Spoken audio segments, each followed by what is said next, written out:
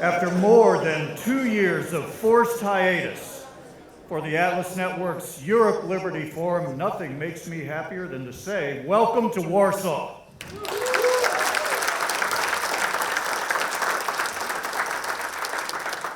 I'm Joe Lehman. I'm the president of the Mackinac Center for Public Policy in Michigan in the United States. Until recently, I was a member of the Atlas Network Board of Directors. Maybe one day, a certain young woman will join us here at Europe Liberty Forum, and her name is Alla Gutnikova. She was a student journalist at Moscow's Higher School of Economics, and a Russian court sentenced her last month to 2 years of, quote, corrective labor. And her crime was defending young people's freedom to demonstrate, or as her government put it, inciting minors to take part in illegal opposition protests. She recently wrote, "We must call things by their names." So let's call some things by their names. The COVID lockdowns were and are a global mass suppression of civil liberties. And the war in Ukraine is evil. Life experiences range from entitlement to grace, and from the sublime to the mundane, from contempt to esteem. Now, we can show some grace to one another by noticing if our friends among us are wearing a little yellow or red sticker on their name tag. And that means they would like a little more space so that they can protect their health. So if you notice someone with a yellow or especially a red sticker on their name tag, please show them a little grace and a little space. And as for the mundane doesn't necessarily mean unimportant, but if you need an antigen COVID test for your return flight home, please schedule an appointment at the concierge desk at your convenience, your earliest convenience. They'll set an appointment for you here at this hotel. I did it yesterday, and it costs 300 Polish zlotys per person, cash only, and it's scheduled 1 day in advance. The test takes 15 or 20 minutes. There are other testing locations at the 2 major airports and the Marriott Renaissance Hotel across from Chopin Airport. The Liberty Forum schedule and list of attendees is in the event app. Now, if you need help or instructions, please see the Atlas registration desk. But now back to calling some other things by their names. Lastly, we might have contempt for the spirit that unleashes war on our friends in Ukraine, and for the spirit that imposes cruel and capricious lockdowns. But on the other hand, we esteem the spirit that motivates those who did so much to make it possible for us to gather here now. Our major sponsors, the John Templeton Foundation, the Smith Family Foundation, the Freda Utley Foundation, the Templeton Religion Trust, and the Thomas W. Smith Foundation, and the Sarah Scaife Foundation deserve our esteem and thanks. Let us call things by their names, Allah said, and let us esteem more of her beautiful words. And she also wrote, "Freedom is a process by which you develop the habit of being inaccessible to slavery." Welcome.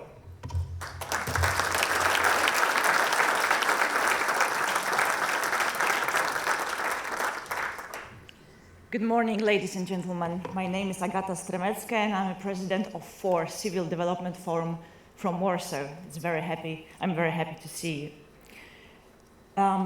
Sometimes when I talk to people and they ask me what I do, what's my profession, and I tell them that I'm working for a think tank, and they give me this strange look, and I'm saying, you know, it's non-governmental organization and focused on liberty, on rule of law, and economic growth. They look at me and ask, is it actually a real job? Well, sometimes I ask this question myself too.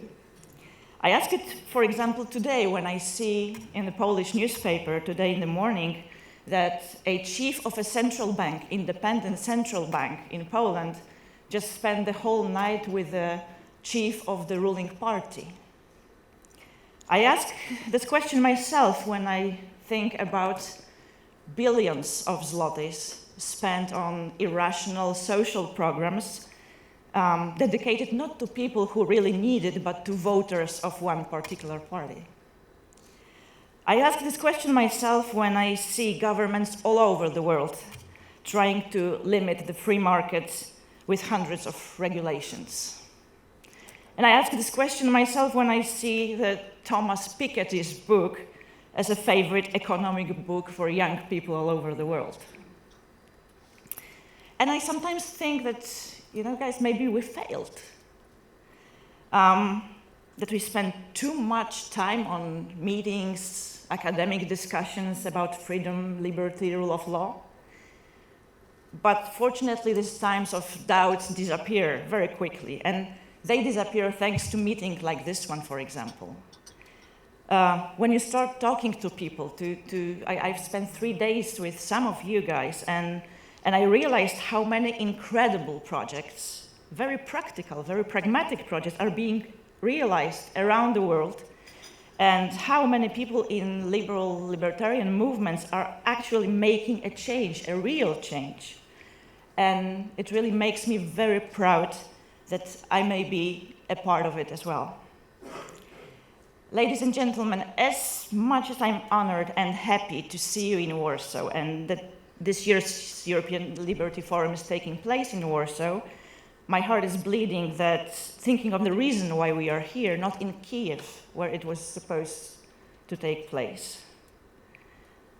But the Russian invasion on our closest neighbor should wake us up from the lethargy. And it did. Thousands of Polish people opened their private homes for almost 2 million refugees, Ukrainian refugees in Poland. Atlas Network has raised millions of dollars for the direct help. Many of you are looking for supplies and driving yourself. Tell me, you're doing an incredible job in that too, and many of you too. And this is direct help. This is really promoting the freedom. Our think tank proposed facilitating access to regulated professions for Ukrainian people in Poland, and it will actually be used by the Polish government. Ladies and gentlemen, this war will be won by brave men and women from Ukraine. But if we don't help them to fight in the most important area, to fight with populist anti-market propaganda, the tragedies like Russian invasion may repeat sooner than we think. We have really a big job to do here. I have this favorite speech of Ronald Reagan. Some of them remember probably this speech from Brandenburg Gate in 1987. It's one of my favorite speeches about freedom in general. We welcome change and openness, for we believe that freedom and security go together, that the advance of human liberty can only strengthen the cause of world peace. Welcome, ladies and gentlemen. I have a great time in Warsaw. Thank you.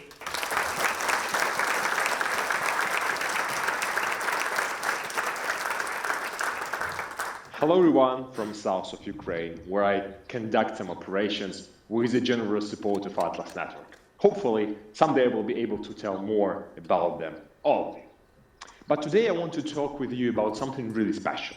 What I have here is a grave of Ukrainian Cossack, something about 18th century, I suppose. For those who aren't familiar who were Cossacks, I would say that these people were essentially free Ukrainians who ran from empire oppressors, who ran from the cities and they basically run from slavery, settle themselves in special armed communities where they could live. It was using democracy and self-organization. If you can pick up one point in Ukrainian history where Ukraine was the freest country on the planet, I would say it was the time when Cossacks were in power here. But the story of Cossacks, unfortunately, is not a happy one. In 18th century, the Russian Empire came here and destroyed their way of living. Not only by oppressing them, but actually committing acts of horrible genocide, killing them, sending them to Siberia, starving them. The same routine repeated itself in future, in Soviet times, and it's trying to repeat itself right now.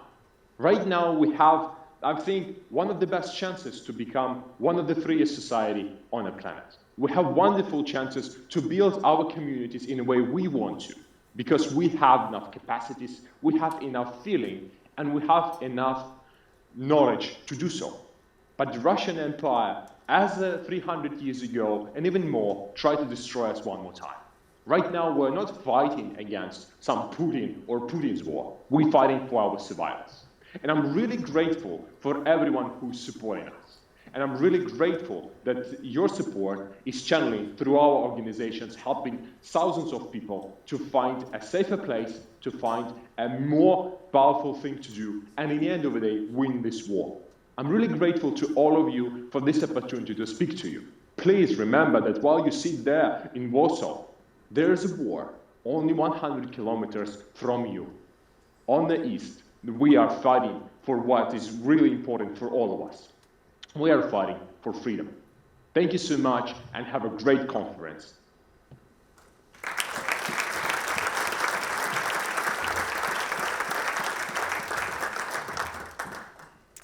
I have to admit, I'm feeling a little emotional hearing from Daniel. Hearing from friends and colleagues in Ukraine, I'm always reminded what an incredible gift it is that people like Daniel and his colleagues and the members of the network that have been helping exist. And I'm also just filled with gratitude that we have the privilege to know such courageous defenders of human freedom, dignity, and peace. My name is Casey Pfeiffer, Atlas Network's Vice President of Institute Relations.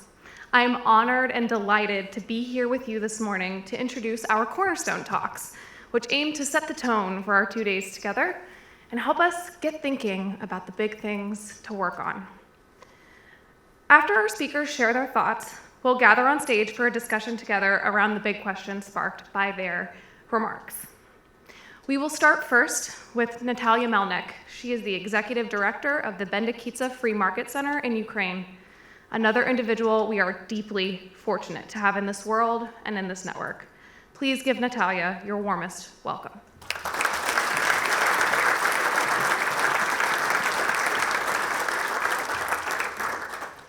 Hello, everyone. It's good to be here. I wish, we could be meeting under different circumstances in Kyiv, but I think it makes sense that this event was moved to Warsaw because of how amazing Poland has been to us and our displaced people coming here. And our lives would have been a lot more difficult had it not been for Poland's support. Throughout my life, I've lived through many things and survived many things, like my fellow Ukrainians. 2 major revolutions, the Orange Revolution and the Revolution of Dignity, countless protests in between and after. You might think that it's a hobby of ours or something like that, but we usually speak up and organize themselves around things that matter to us. And then there's war. There is war that has been in the making, had been in the making for a really, really long time. But formally it started for us 8 years ago. So we say that this is the day X of the war that started 8 years ago, but has lasted for the past 300 years. So none of us wanted to believe that this full-scale invasion was possible when we saw each other in December in Miami Of course, we talked about this a lot, but we were preparing for this. You know, when the war started in 2014, it felt like a war to us, but it was still kind of far away, you know, even for us Ukrainians. And then February 24th happened. And then to us, it feels like we are still living that day, February 24th. And it will be over once we win this war. For now, it just seems like a nightmare that has been dragging along. And it's a war that should have never happened, because there is no reason for it to be happening other than one country wanting the other country to stop existing. We say that we are fighting for survival, we are fighting for freedom, we are fighting for our future. But I think the reality is a lot more grim than that. We are Ukrainians, we are proud to be Ukrainians, but there are some people who don't want to see us on the face of the earth. So I'm both extremely lucky and extremely unlucky, like millions of Ukrainians. I am lucky to be Ukrainian, I am proud of it, but we're all extremely unlucky to have a neighbor like that. A neighbor that understands only sheer force. Anything other than sheer force is a sign of weakness. And we are not weak, and I think we've been showing this to the rest of the world. We are ready to die for freedom, because that's how important freedom is to us. You probably all saw pictures from downtown in Kyiv, from the Independence Square, after the Revolution of Dignity. There was this big cover on the building that said, "Freedom is our religion." And I always noticed that foreigners paid attention to that. They took pictures.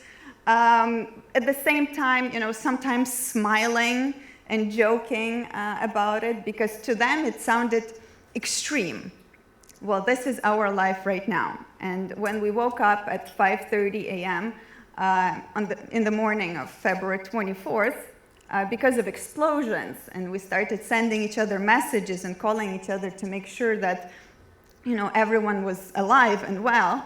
And I received a phone call from my parents, and even before picking up, I knew that things were more serious, because I was in Kyiv and they were in our hometown in Western Ukraine. So, you know, when you get a phone call at 5:30 in the morning, usually it's nothing good.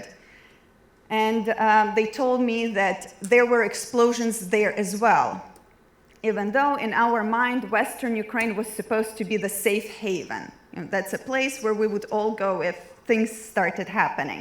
And then we suddenly lost that safe haven on the very first day. So what do you do when something like that happens to you? Well, other than going back to sleep because it was 5:30 a.m., you know. It was way too early to worry about survival. So a lot of people had their suitcases ready, and they left. People from Western Ukraine left to Poland.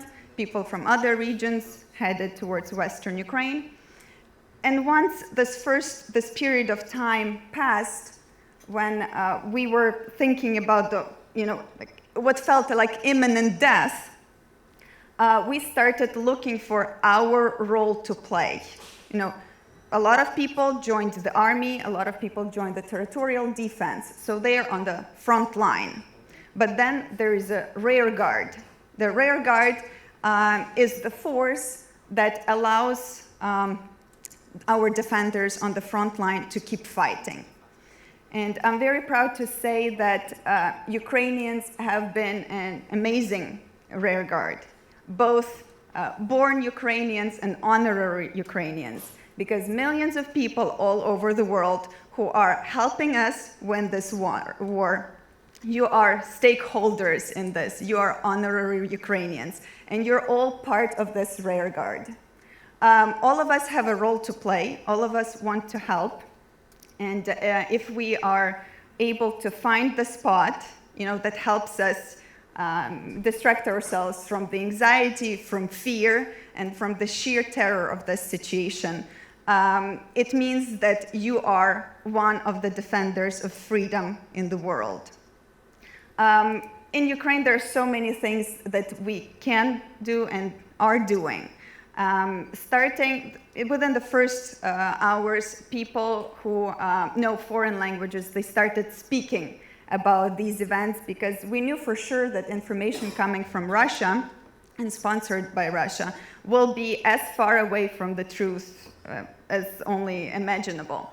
So we started talking about it, we started calling out misinformation, but we also started research. We did a lot of Googling to make sure that our help was the help that was needed.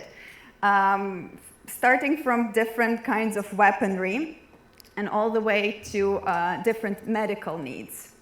And then we started using the network, which turned out to be one of the most powerful weapons in this war. Because after we were able to purchase everything that was available on the market, we started reaching out to fellow organizations through Atlas Network and asking them to do shopping for us or to help us with the suppliers. We had tremendous help from Atlas Network when it comes to funding these opportunities. But the people who are helping us locate these opportunities are helping us pave this way towards victory.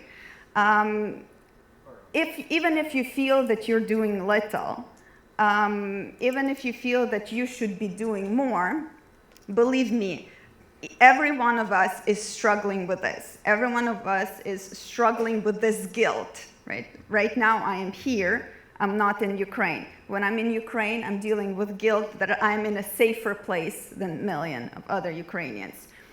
People in the military are dealing with their guilt when they're not on the front line. If they're on the front line, they're dealing with guilt because they're not in Mariupol, in Azovstal, where people are doing incredible things for the security and for our freedom. So this is normal, and our way of dealing with this is doing these things that save lives on the everyday basis, even if it feels little. Every single first aid kit that we're able to send to the front lines with your help, it's important. These past couple of days, every single day, I've been receiving messages from people who never met before. They know me only as the person who helped them get tourniquets or first aid kits. And they're sending messages saying, had to use the first aid kit for the first time, and it saved lives. Or a different one. I opened my first aid kit for real just now, and my hands are still shaking, but everything is fine. So together with you, we are saving lives of civilians, we are saving lives of defenders of freedom for the rest of the world. I'm extremely grateful for this, and I don't know, honestly, what we would be doing without you. Thank you for standing with us, and I'm sure that next year we will see each other in Kyiv, and we will be able to have a massive celebration of the century, because we will be cheering to the victory of freedom for the free world. Thank you so much.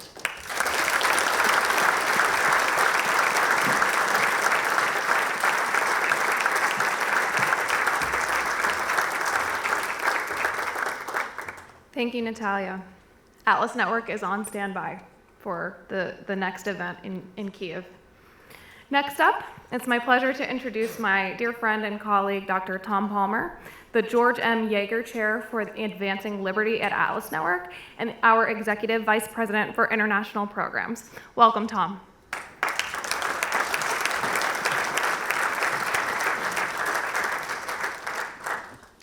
Well, thank you, and it's such an honor to follow on Natalia. What I want to talk about here is not the news we normally see about the battlefront and what's happening in Kharkiv and so on. I want to talk about the deeper question. What is at stake here? Now we know February 24, the invasion of Ukraine, total invasion intending on conquest of the country. But as Natalia pointed out, always remember this did not start the war. The war has been going on daily since 2014, when the Russian Federation, under their brutal dictator, invaded this country. And they have been shelling and killing Ukrainians ever since. The war did not start in February. Now there are people, very articulate and even learned people, who believe this is not about ideology or about imperial ideology or about ideas. It's just old-fashioned interest politics. And perhaps the most articulate and intelligent advocate of this view is Professor John Mearsheimer. And his articles are available. I recommend that you read them. He makes his case. Who is to blame? NATO, United States, and Ukraine. They bear the blame. 100%, as he said in the past. After the war, he said, well, principally, because he couldn't deny it was Putin who ordered the invasion. But the simple fact is, everyone knew Ukraine was not going to join NATO. No matter what Ukrainian government wanted, it wasn't going to happen. Article 1 of the North Atlantic Treaty made that impossible because there was territory of Ukraine that was under occupation. It disqualified them from membership. And everybody knew that. Now, on the one hand, we're told that secret promises were made not to expand NATO, and those somehow are binding. But the actual written signatures of the leaders of the Russian Federation on the Budapest Memorandum of 1994, in which the Russian Federation stood forth as a guarantor of the independence and sovereignty and the existing borders of Ukraine, that is irrelevant and not binding. Now, the fact is that, with all due respect to Professor Mearsheimer, and I do have respect for him, he doesn't pay attention to the fact it's not only interests that drive humans, it's ideas. Ideas drive people. And we should pay attention to what Putin and his cronies and his propagandists have been saying, and read it and take it seriously. They are promoting oligarchical collectivism, as it was described by George Orwell in 1984. The fact is, they cannot tolerate a liberal democracy next door. Its mere existence is a threat to them. They put it very clearly. Listen to Putin. 2013, in a scripted interview on RT, contrasting America or the West with the Russian Federation. Individualism lies at the core of the American identity. Well, Russia has been a country of collectivism. That's a statement that he made. He then contrasts these as cultures. He said Russians have a different, far loftier ambitions, more of a spiritual kind. It's more about your relationship with God. So it's spiritual collectivism. Well, this is the rewards of collectivism's loftier ambitions of a spiritual sort. This is what it gets you.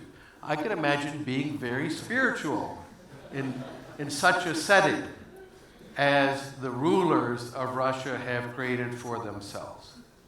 But in addition to providing a means to enrich the rulers, and oligarchical collectivism is what collectivism always turns into. Enriching the rulers, it is also a justification for war. Listen to Putin. Last year in July, in his statement on the historical unity of Russians and Ukrainians, there is no Ukrainian nation. They don't exist. We are one people. And the fact is, it doesn't matter what the Ukrainians say.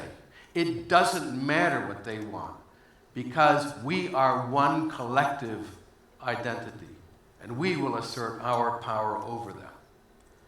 Now look at what was said even more recently, the Russian Information Agency.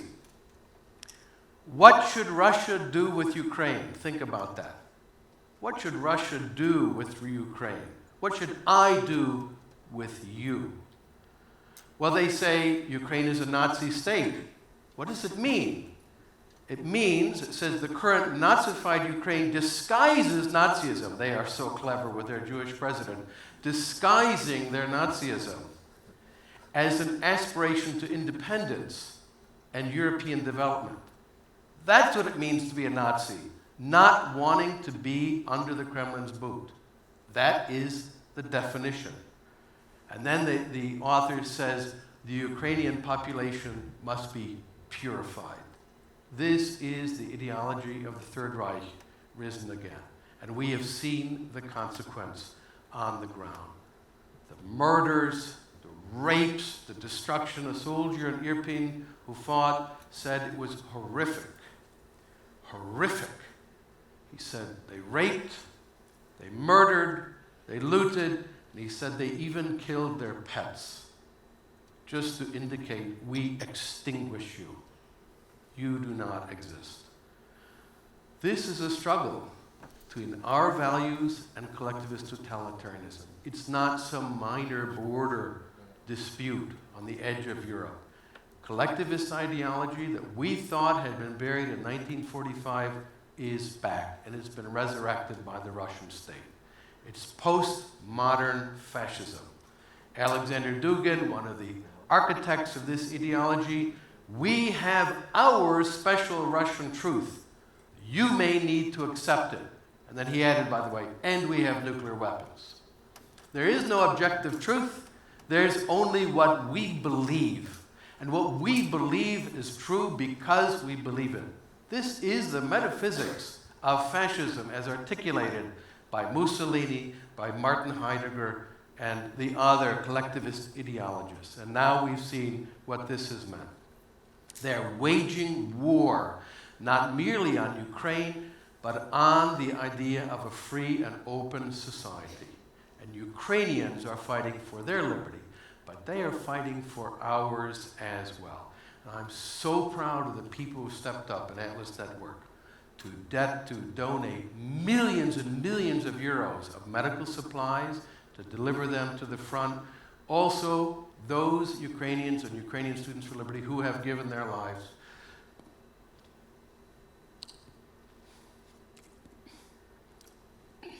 Already. This is what we believe. Ukraine as a free society, and Ukraine as an inspiration to the world. Thank you.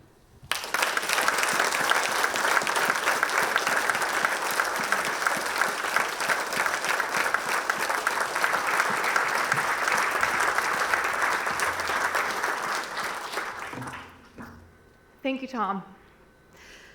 Next up is our friend, longtime friend and colleague, Zoltán Kéz, Director of Operations at Civitas, Hungary. He'll be talking to us today about how Putin's lapdog is trolling the EU. Orbán's Hungary is the odd one in the club. Welcome, Zoltán.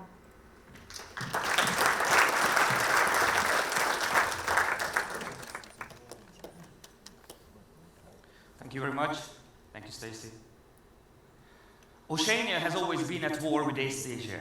Since the beginning of your life, since the beginning of the party, since the beginning of history, the war has continued without a break, always the same war. This is a fact, as described in Orwell's 1984. Ladies and gentlemen, 5 years ago, I had the honor to give the keynote speech at the Europe Liberty Forum in Budapest. In my speech, I tried to describe the main principle of populism, which is gaining power once and never, ever letting it go, reshaping democracy, and deconstructing the rule of law step by step. At the time, I thought that it was also a fact. I even came up with a theory in which I said that the opposite of populism is taking responsibility. 5 years have passed, and in my country, things have become worse. In Hungary, the majority of the population believes that the United States and Ukraine are responsible for the war.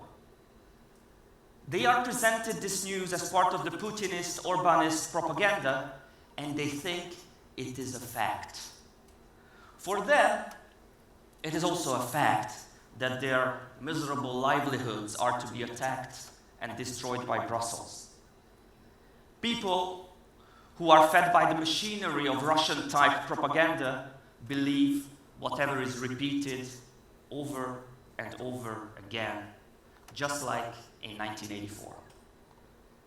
Let me tell you a personal story which taught me a lesson for life. Some of you may know that in 2015, I was the one who ended the constitutional majority of Viktor Orban as I won a by-election in a district where the opposition parties were too scared to have a candidate, so I won as an independent. I thought that taking responsibility this way was the best to combat the illiberal regime of Viktor Orban. I thought that by being a member of parliament, I would be able to bring about at least a little change.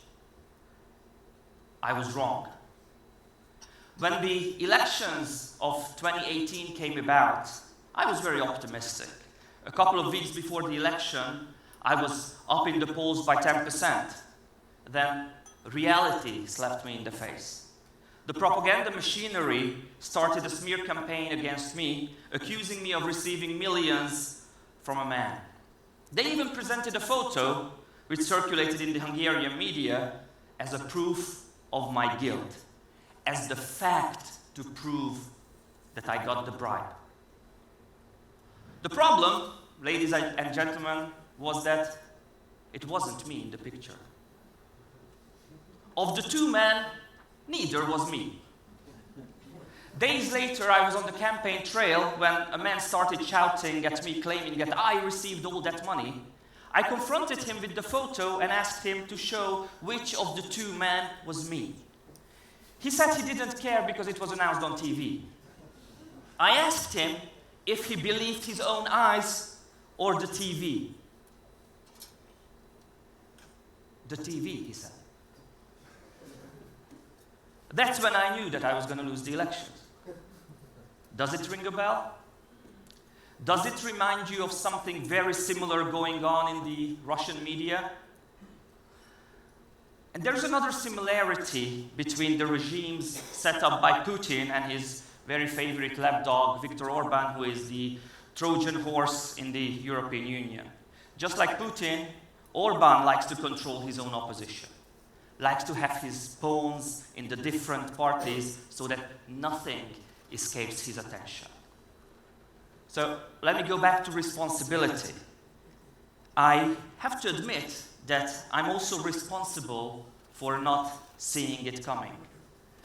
Without hurting anyone here, I have to say that we are all responsible. We failed to realize how to fight back. You know, many Western politicians have resorted to the policy of appeasement, which has never turned out to be a good solution in history. Even a couple of days ago, President Macron said not to humiliate Russia. Well, this narrative has actually brought us to where we are right now.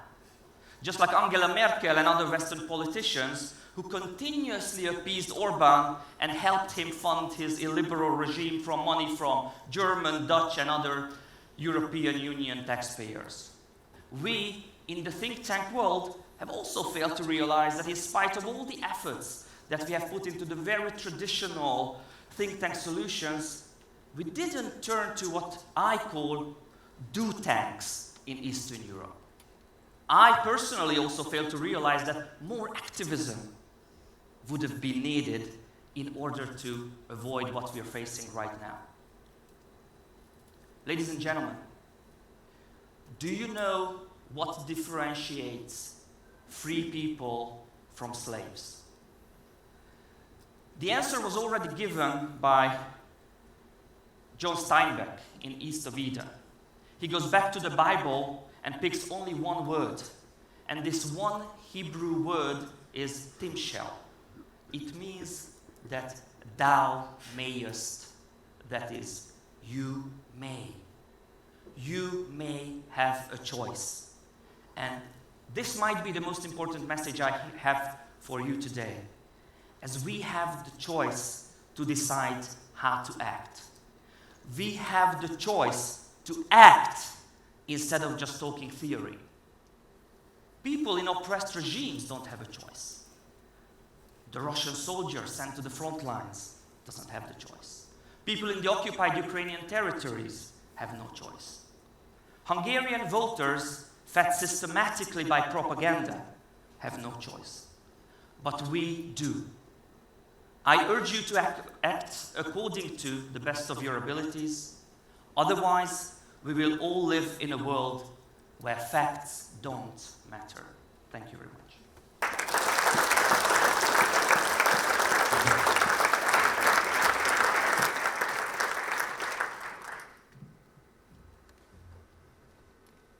Thank you very much, Zoltan. Next up, we are proud to bring up the CEO of the Economic Freedom Foundation, our co-host right here in Poland, Marek Tatawa.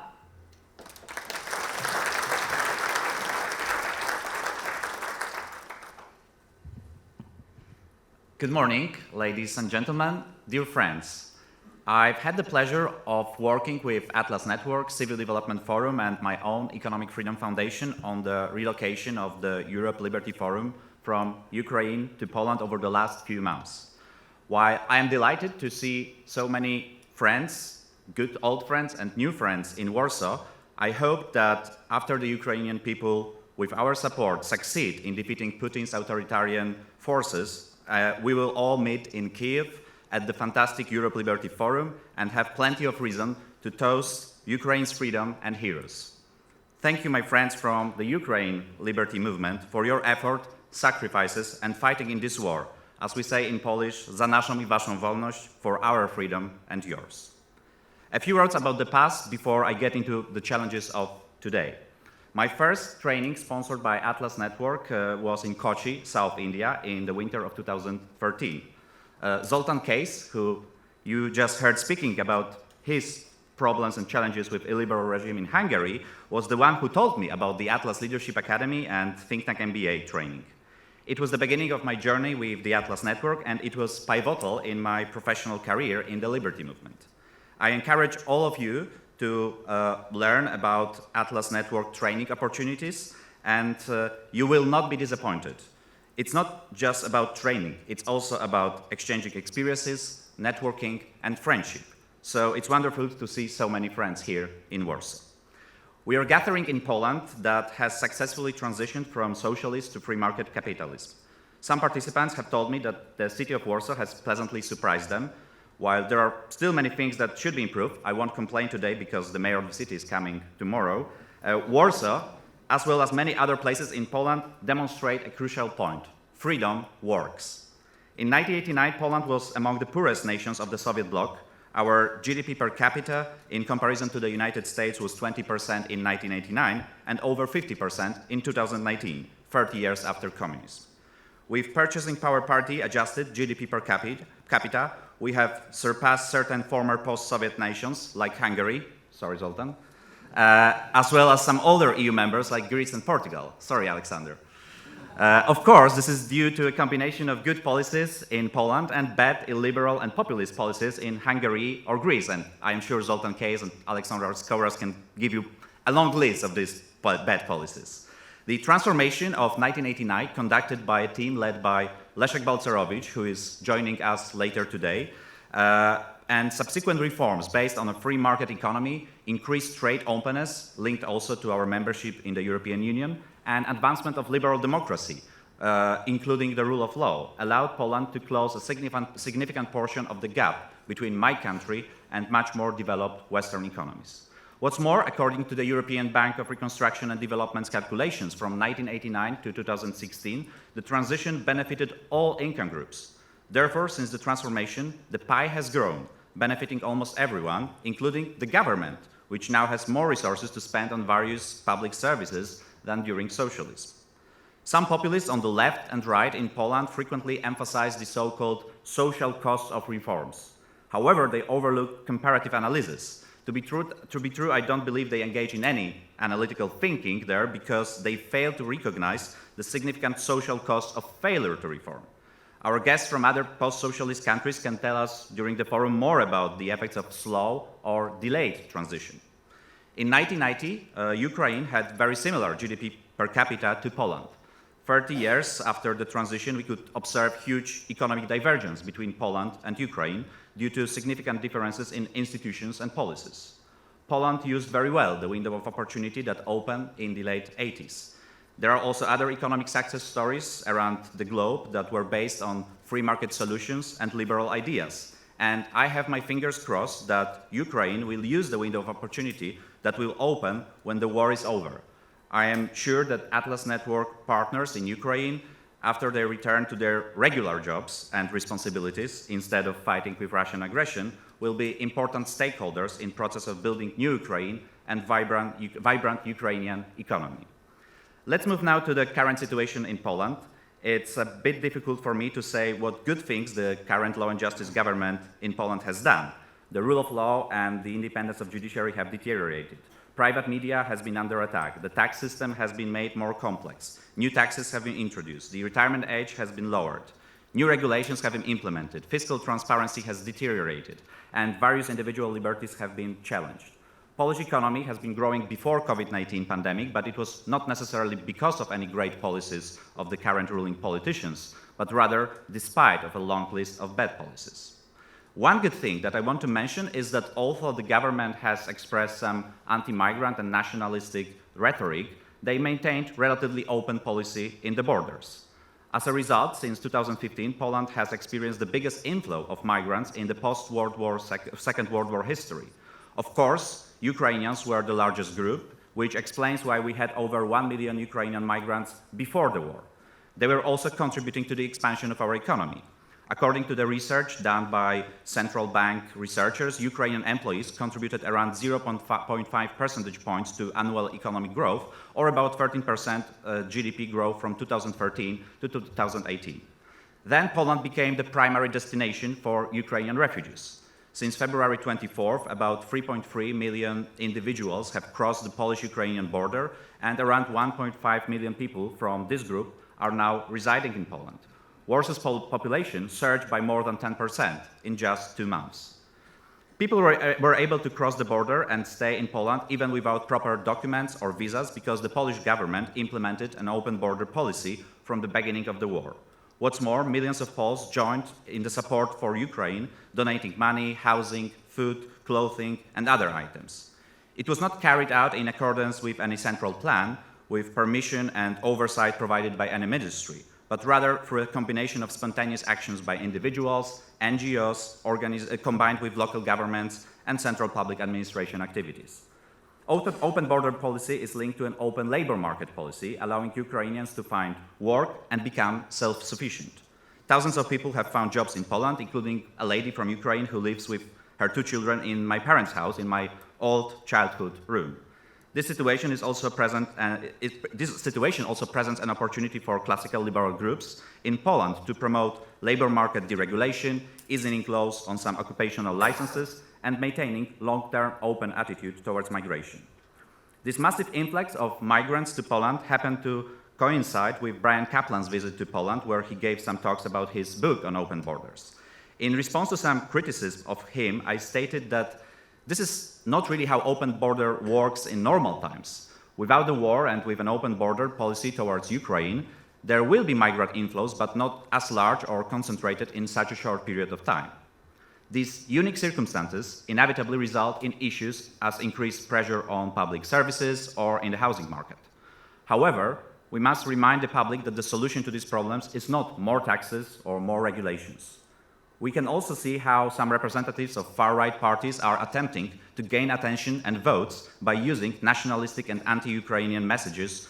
For example, I recall their complaints about free public transportation for Ukrainians in many Polish cities, which they saw as a great injustice. Sometimes the only way to respond to these radicals is to mock them. I remember seeing a picture on the internet of a Ukrainian mother and her child with a burning city in the background. "Mommy, where are we going?" the child asked his mother. "We are going to Poland to get a free bus ride." She responds at this ironic picture.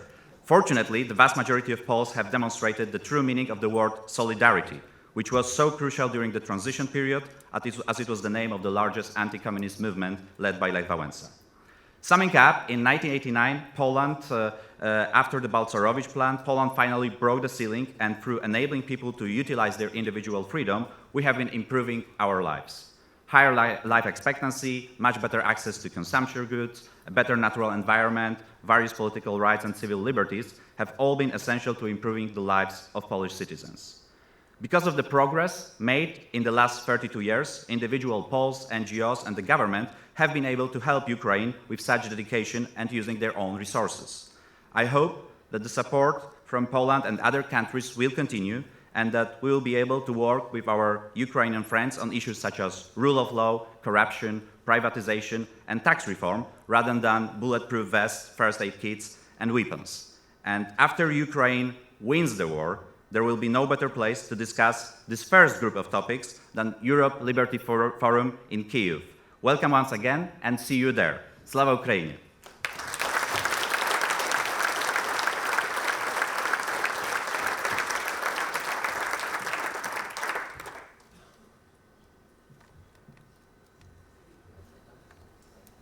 I know so many of us have been inspired by the generosity of the Poles.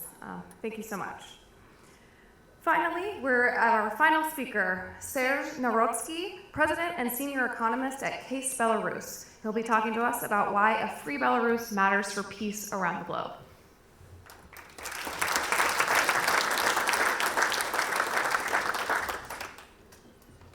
Good morning, everyone. Oh, sorry. I'm a Belarusian economist who left the country 1 year ago when it was absolutely clear that otherwise I will be in the prison. And today I need to tell you why fighting an authoritarian regime in Belarus is extremely important and how we can do it. I'm sure you know quite a lot about Belarus, but there are still things that I need to tell you. This is a Formula One bullet, 2021 season, McLaren, one of the best teams in F1. And one of the key sponsors were Muir Steel. This is a private investment with over 400 million euros invested. Today, the CEO and CFO of this company is in prison. This is a currency.com, one of the biggest cryptocurrency platform in the world, origin and done by a Belarusian company. The CEO of this company has spent 1 year, almost 1 year in prison, and paid a lot of huge amount of money to get out of the prison. I could still mention a few things like this, but the key thing I want to tell you is that authoritarian Belarus and Lukashenko's Belarus is much ahead of Putin's Russia in terms of authoritarianism. And for many Russians, Belarus is the model to follow, which in fact triggers Russian aggression in Ukraine. Why is that so? Belarus started huge amount of prisoners, repressions after World War II. Over 1,000 people got into prison, over 200,000 people left the country.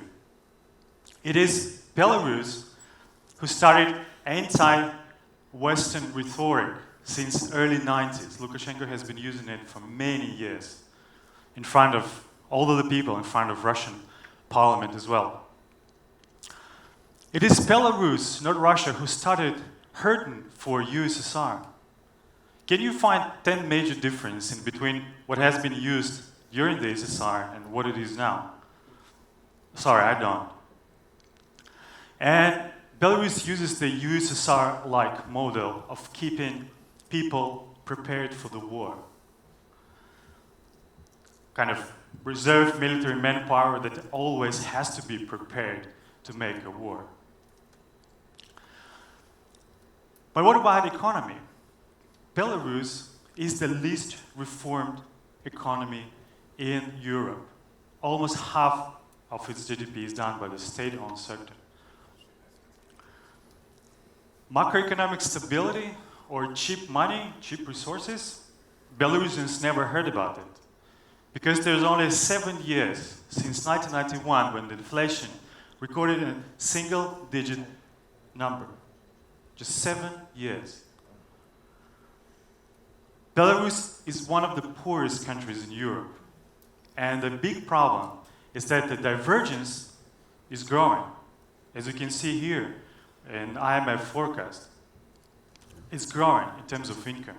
Belarus is getting even more poor than it is now. This is really sad, but what we can do about it? The first very obvious thing is to put sanctions, right? Unfortunately, I say unfortunately just because some year and a half ago I didn't really believe in the sanctions. I said no, it's going to hurt private sector, not state-owned sector. But sanctions can be different. I changed my mind. And I can tell you why, because there are two things that I think we can change sanctions to. The first is that they have to target state-owned sector. We will have to reform the state-owned sector in Belarus anyway, so it's better to start doing it now. By sanctioning state-owned sector, you can help us. And second thing about sanctions is that they had to be targeted for both Belarus and Russia.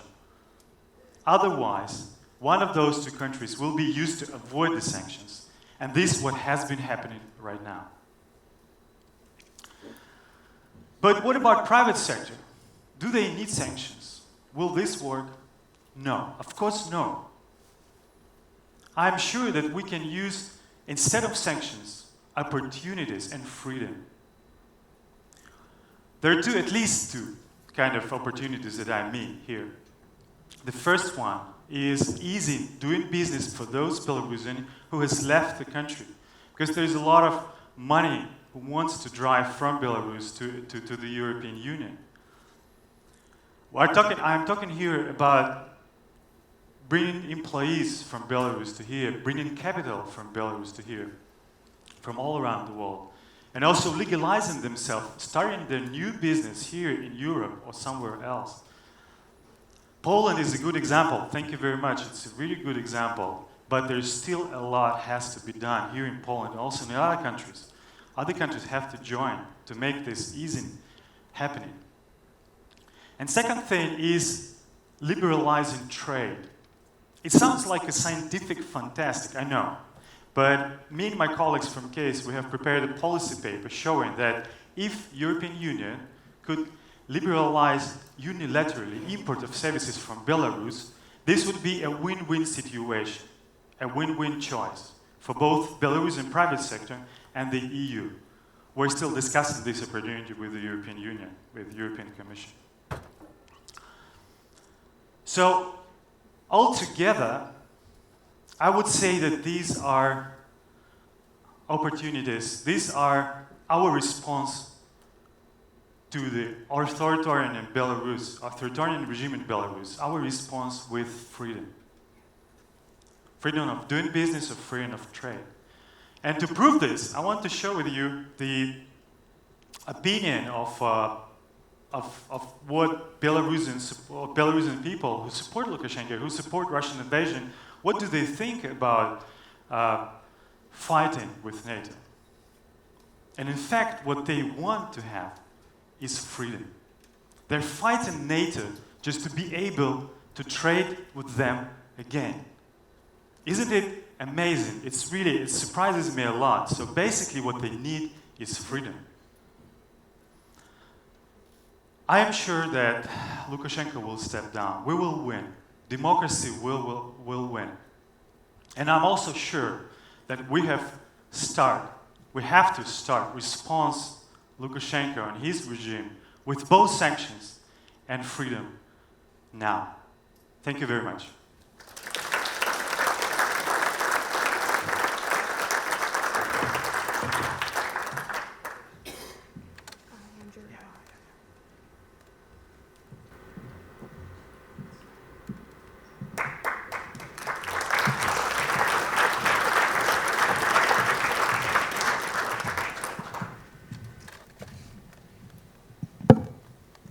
While Serge gets his lavalier moved off the stage, I just wanted to say thank you so much to our speakers for incredible conversation starters and really compelling info for us to all talk about today. So, got a lot of work to do, it sounds like. This is quite heavy start to the Europe Liberty Forum, and rightfully so. It's hard to know where to start, but I think, Natalia, maybe if we could just start with you and then get commentary from the group about sort of what is the best case scenario for Ukraine and the world in this current situation, and what's the worst? Whenever I have to talk about the situation in Ukraine and Russian invasion, I always say that fortunately, I don't have to be objective in this situation because there is no way I can possibly be objective. So the best case scenario for Ukraine, and this is the one that we are going for, is Russia withdrawing its forces completely from the entire territory of the country. So basically we are reestablishing control over our borders, which have been compromised for a really long time. And only after that, we can, nothing stops with that, but we can finally start dealing with our internal issues, without the foreign intrusion. And that's how it's been since 2014. There was never a uprising or, in Luhansk and Donetsk. There was no free referendum in Crimea, but we can only, start working on these issues once we stop being bombed, including from Belarus. We have control over our borders.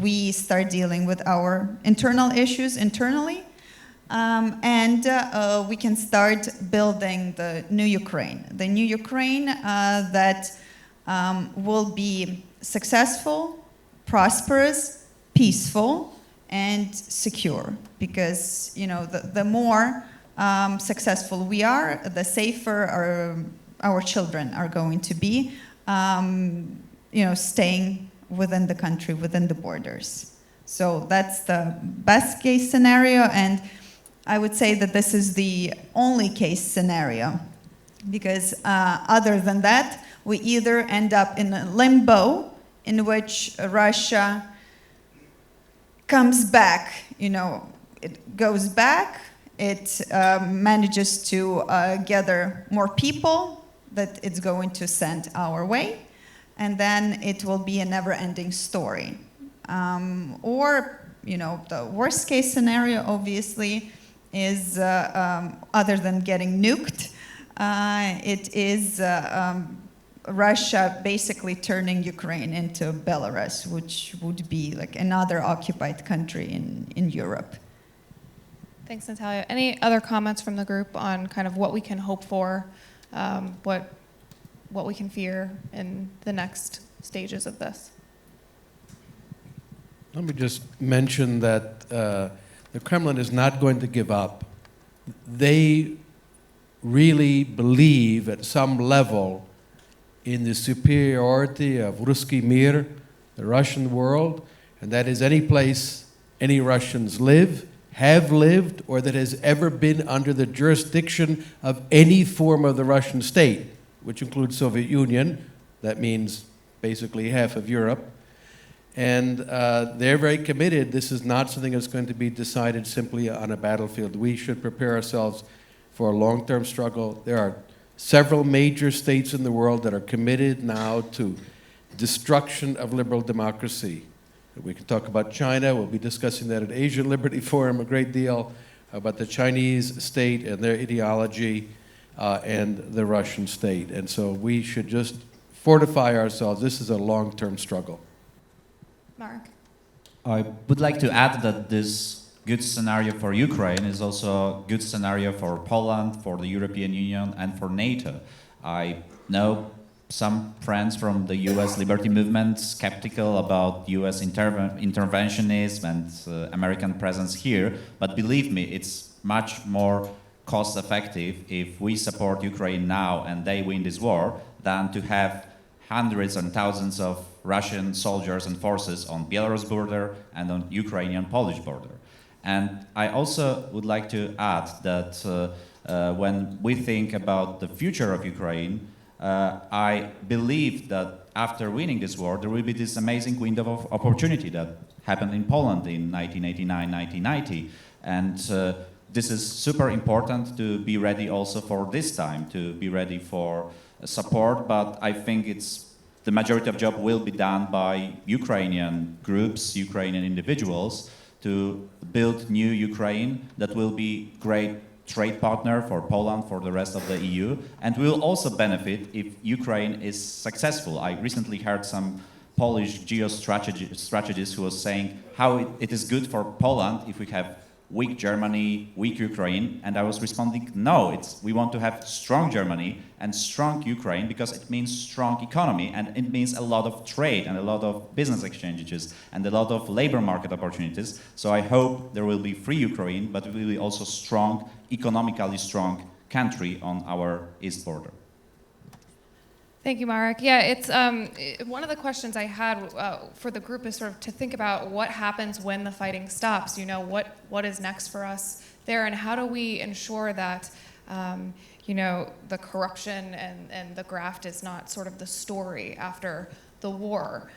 So, do we have thoughts here on ways forward to combat that?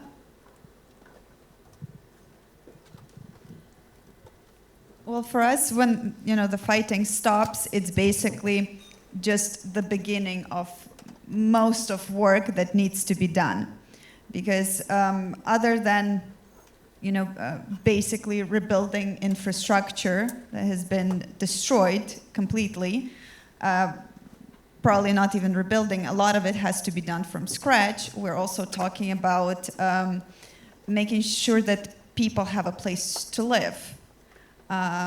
Because like right now it's difficult to say how many homes have been lost, but we have 11 million, no more than 11 million Ukrainians that have been displaced.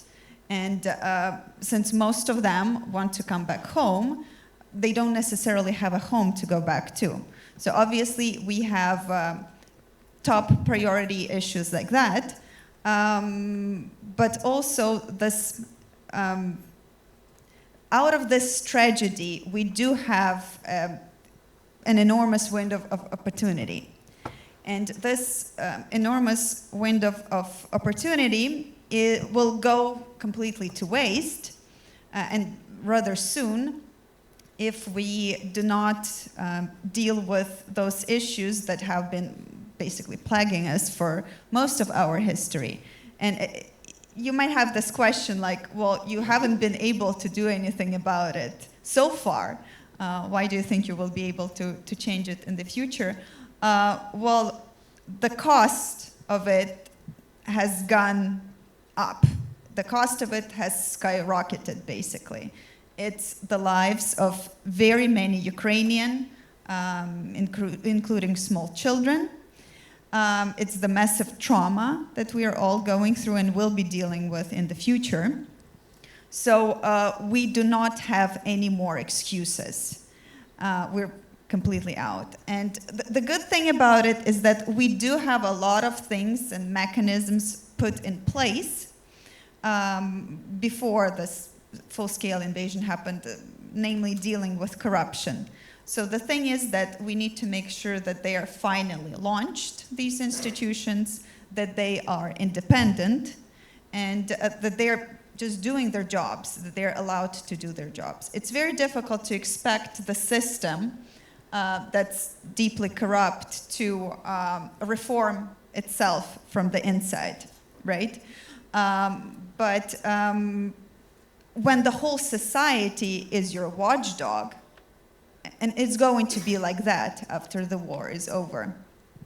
And when you're out of excuses that you can come up with, like, well, it's all Putin's fault, right? Or it's the war in Ukraine. Now is not the time. This has been the most popular excuse. Well, then it will be the time to be doing that. And let me tell you that the Ukrainian society is extremely angry. The Ukrainian society is highly armed right now, so it will be very difficult to be ignoring these issues in the future because of all of these reasons. Thanks, Natalia. Any other comments on sort of tactics? I'll start with Serge and then Tom. Well, it's important to understand that this building of institutions has been happening now. It's not when the war is over. It's been happening now. It's been happening since 1991. The transformation, we pay a huge price for transformation, the post-communist transformation. And it's important that right now, for Ukraine and for Belarus, we support societies and we support building the institutions. It is extremely important that now how Ukraine dealing with corruption with humanitarian aid, for example. When they manage to respond it now, they will be so easy, so nice to respond it later. So again, my point is that it's so nice, it's so important to remember that this institution is being built now. This is the transformation which is being happening. Tom? Just a quick thought about the history of our movement and things that should inspire us. We've been in analogous situations before. So Germany destroyed by National Socialism. After the war, Ludwig Erhard sweeping away National Socialist legislation, leading to the Wirtschaftswunder, which totally transformed this defeated nation that was in ruins. In Italy, the Miracolo Economico with Luigi Einaudi transformed it, smashed and swept away the entire superstructure of the fascist state. In Georgia, our friend Kakho Bendukidze, who was likely to have been in the cabinet in Ukraine, and we worked together in 2014 for Emergency Economic Summit for Ukraine in Kyiv. Unfortunately, Kakho died, and this was one of the reasons. There were others for the loss of this opportunity. But this is the time now to repeat and to go back and draw from that well of radical, systematic, transformative liberal reform. And Ukraine is the place that can do it. And as our friend Marian Zablotsky put it, to become one of the freest, but we hope the freest country in Europe. Love it. Thanks, Tom. I think Marek has a comment, and then we'll shift gears a little bit. Yes. One comment about something that we also hear often in Poland, like Ukraine will need another Marshall Plan, and then we also respond in case of Germany, for example, it was not mostly subsidies and money from the US that was contributed to the German economic success. They had a lot of reforms done by Ludwig Erhard and their team, so I think reforms are crucial here. And this may also appear during discussions about the EU accession, Ukrainian EU accession, which I support. I think Ukraine should belong to the European Union. But when we analyze situation in Poland, the key benefits to Polish economy are from single market and being part of the peaceful, cooperative family to discuss various stuff inside Europe. These are not subsidies that are flowing to Poland. And so I think this should be emphasized, that the subsidies will not be some magical solution to Ukrainian problems. What can be helpful, and I think European Union can do some good things in this area, they require countries to improve their institutions. And I think quality of institutions in Poland improved a lot during the accession process. Also, some regulations disappeared because the EU level of regulation then was lower than Polish level of regulation. So I guess there are still many regulations that remember even the Soviet times in Ukraine, and even equalizing the rules to the EU standards, it will still mean deregulation for Ukraine. Thanks, Marek. So shifting gears a little bit, I want to come back to something that Tom mentioned just about what people believe. And Zoltan, you talked a lot about misinformation, propaganda, and challenged us to be more do tanks and do something about this. What can we do? What can we do? Well, I can go on for hours talking about what we can do. First of all, don't let yourself be deceived. Especially people in America.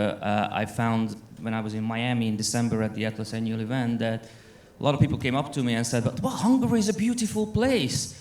I mean, did you hear what Tucker Carlson was saying about Hungary?" And I said, yeah, for sure. Well, then why are you dissatisfied? Well, the thing with Tucker is that, money sometimes makes you talk about interesting things, stupid things. More money obscures your eyesight. Even more money makes you lobby for something that is the ideology of the love of even more money. The ideology of Viktor Orban is not conservatism, it's not Christianity, it's the love of money, it's kleptocracy. A lot of people in America tell me that, Viktor Orban is the greatest conservative since Ronald Reagan. Ask yourself the question, would Ronald Reagan want a country with centralization, price controls, nationalization, and the list is endless, basically. The priest of mine back in my hometown told me that Viktor Orban is not a Christian. He's a Christian right now. But if he, in 10 years, for example, finds somebody from the Muslim world to give him more money, he will be the first to erect mosques in Budapest. So don't let yourself be deceived by misinformation and by people like Tucker Carlson, who for me is just like G.B. Shaw back in the 1930s. He went to the Soviet Union. He was shown a very tiny segment of the Soviet Union. He went back home and said, wow, Stalin is a great guy. The Soviet Union is a great place with equality and everything. Tucker Carlson is the G.B. Shaw of the 21st century and the likes like him. Thanks, Zoltan. I think Natalia has a comment. So it's a difficult thing to admit, but I think for us as a movement, we failed when it comes to countering misinformation and disinformation. And a lot of it is because when we see these things that are being spread around, well, we just look at it and say, well, this is stupid. No one's going to believe it. And this is a very big mistake because there are many millions of people who do believe it. And we are dealing with a lot of basically brainwashed people. And it's not because they don't have any access to other information. Yes, they do. People in Australia or New Zealand or in the US, they don't have this excuse, well, the website is blocked. Even still, like even in Belarus and Russia, this is a weak excuse because we all know that VPNs exist. It's not hard. Like if you can stream movies for free, you can find a website with information that's a bit different from the main narrative. And the fact that we've been ignoring it is part of this very big problem right now. And we need to learn how to deal with it. First instinct is countering misinformation with your own misinformation. But we are not as skilled as they are because this is a propaganda machine that has been in place for very many years. And a lot of money is being invested into it.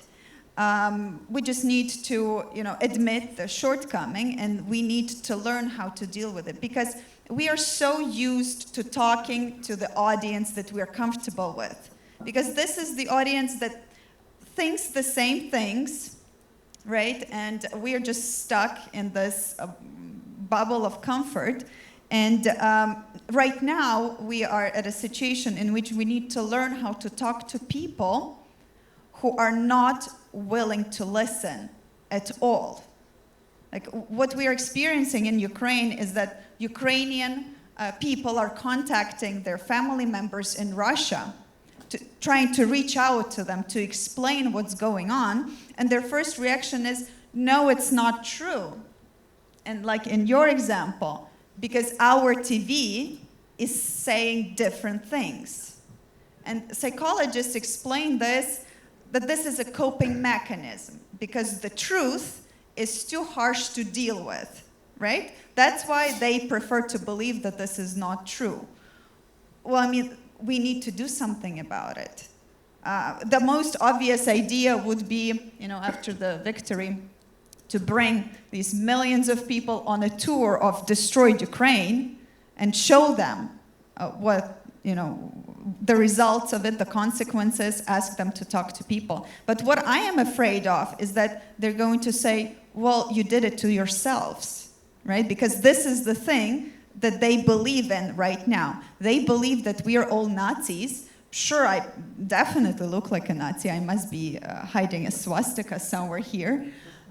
But this is so ridiculous, and the more ridiculous it gets, the easier it is for them to believe. Like news about labs being found in Ukraine that produced combat bats aimed at somehow destroying Russians. I think they got their inspiration from the latest James Bond movie. But to us, this is funny. Well, this used to be funny to me too. And right now, it just wants me to scream and, I don't know, tear my hair out, because this is part of the reason why the situation is the way it is right now. And we need to change, we need to adapt, and we need to learn, and we need to be more capable. Unfortunately, right now, I don't know how. But this is something that we should be exploring, and hopefully, I hope in the near future we will be able to exchange experience of us trying different things and see what works and what doesn't.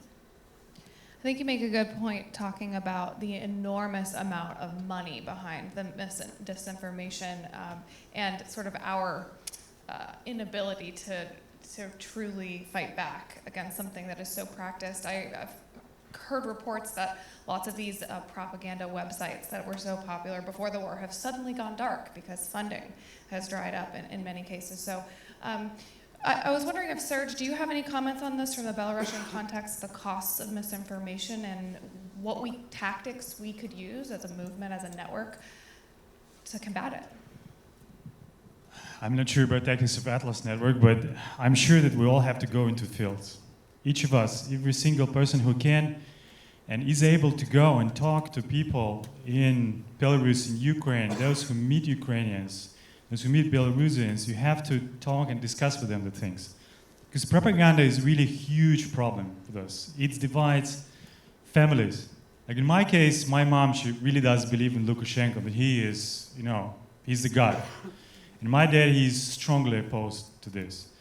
So this is a problem, and this is what Natalia said. It already divides families in different locations, in different countries, if there are families in different countries. So what can I do myself is that go into field and talk with every single person that I meet there in Belarus. I have to go there. I feel this obligation to go there whenever it is possible, whenever I feel safe.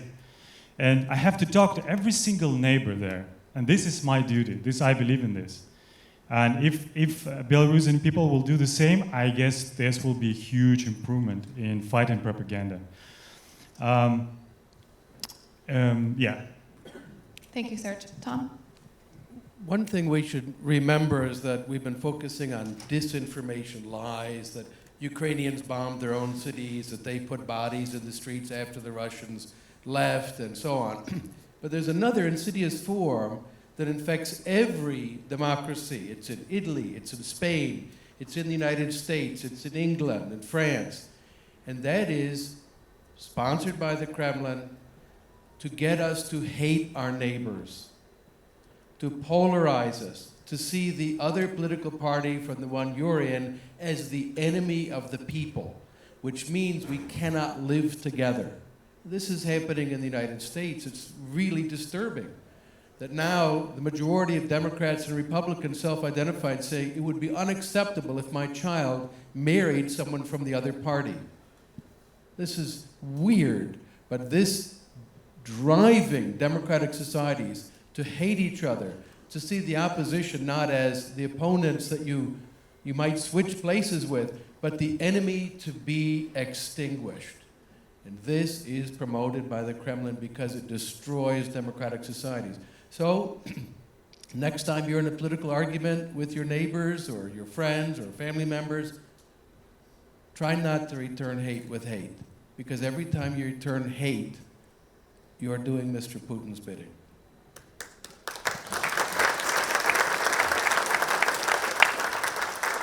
That's a great reminder, Tom. I recently committed to engaging when my family brings up politics instead of walking away, and it is exhausting, but worth it, I think. So speaking of things that we can do, maybe we can ask Marek a little bit more about, you talked about open borders and what Poland is doing to support Ukrainians and respond to this war. What are things that, what's the impact on the economy for Poland, and how, what's our response as a movement to those stressors? First, Poland had very low unemployment rate before the war. We had shortages of in the labor market. We were saved by Ukrainian workers before. Then some of our male workers, they went to Ukraine to fight, which was challenging for some entrepreneurs here. And now we have this flow of people here. These people are mostly women with small kids. And I'm great that there is also this open labor market policy, so they can legally work here and become self-sufficient, because many of them are now staying in some other people's houses, in some group places like sport halls or exhibition halls in Warsaw and other cities. But self-sufficiency is, I think, important for the families that are hosting and for them too. And what is important is what to do with children. So I hope there will be some solutions, for example, in education system, or maybe some ideas how to, build part of Ukrainian education system. I guess many of these women are teachers as well, so they can maybe take care of some other kids. This is important, but it's also important to explain that this is temporary. Like, the market will adjust, the housing market will adjust, the labor market will adjust, and there won't be like dramas and problems that are now exaggerated in like the anti-Ukrainian propaganda now in Polish internet, and everything will be fine. We should continue the open border and open labor market policy. We should also have Ukrainian businesses who would like to operate in Poland or use Poland as a transfer country for goods that are produced in Ukraine, but harbors in Black Sea cannot be used for export. So more openness will benefit Polish economy, and it will be also good and helpful for Ukraine. Thanks, Mark. On that message of hope, I think we're running out of time, so maybe we'll close with asking each of our panelists to sort of give us one lesson or source of inspiration coming to us from this current situation in Ukraine and from our Ukrainian friends. So let's start with Serge at the end, and we'll come down the line here.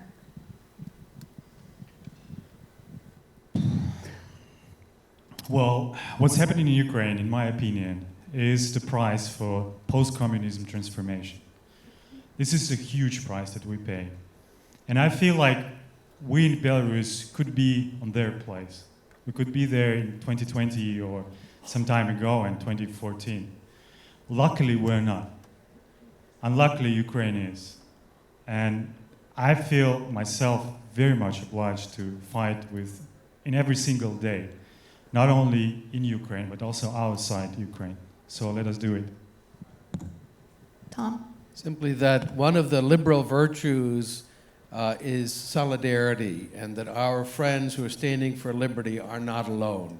And I mean not only our Ukrainian friends, but our friends in China, in so many countries, in Iran, where they're experiencing this. And all of us should know we stand with them, and they also stand with us. Zoltan? Well, I really admire the work Natalia is doing, Tom is doing, and everybody in the movement is doing in order to bring peace to Ukraine. And I also admire the many Hungarian nationals in Ukraine. We have a minority of 200,000 Hungarians living in Transcarpathia who are also taking their part of the fight against Russia, as we in Hungary don't want to see Soviet troops again trumping in Eastern Europe. So thank you very much for what you're doing. Mark? Please remember that this is also our war. It's not only Ukrainian war, and Ukrainians are fighting for us as well, not only for their freedom. And do whatever you can do as individuals to help them, but also exert pressure on your local politicians, central governments, to do more, to support in various forms, because if they win this war, all of us in the Western world, in the US, will benefit. Finally, Natalia. Well, it's very easy for me to find inspiration because, like I said, I am a Ukrainian. and I have millions of Ukrainians back home inspiring me every day. Especially, there is a joke that since we are a country of volunteers, basically, because all of these initiatives, they're mostly grassroots, that if there came a request for a unicorn, because it would help win the war, the volunteers would have it, present and ready within an hour. And this is how things get done in my country in extreme circumstances. But what also gives me a lot of hope is that this tragedy is basically an umbilical cord connecting us to our Soviet past being torn, right? So even after we became independent, we were not able to cut it completely. And it's been suffocating us all of these years. And now it's being torn in a very dramatic fashion. And I hope it just ends in a complete, let's say, divorce from our past, and we will finally be moving into the future of free Ukraine, free Europe, and free world. Because, like Marek said, this is our fight, and this is our time to shine. And let's make sure that we win this, right? We win this together. Thank you so much. We'll end there. Thank you so much to all of our panelists, and especially to Natalia, who we're so grateful is here with us today when so many of our Ukrainian colleagues could not be. I felt a bit silly asking her how she was doing this morning, and she said, well, I'm alive. And we're so grateful that she's alive and she's here with us today.